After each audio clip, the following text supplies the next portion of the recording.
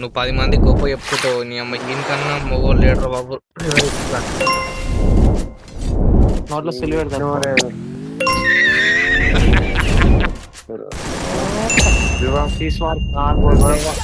నేను చెప్పిన బ్రో అప్పుడు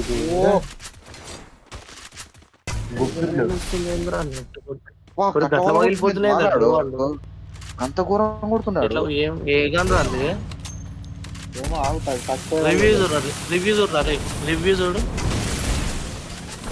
ఓ ఎందుకు పోన్నారట ఆకు తీసుకోదారా జోన్ వేస్తాడు ఇప్పుడు వచ్చిండ్రే షార్ట్ చెప్పరా చికెన్ రోడ్లు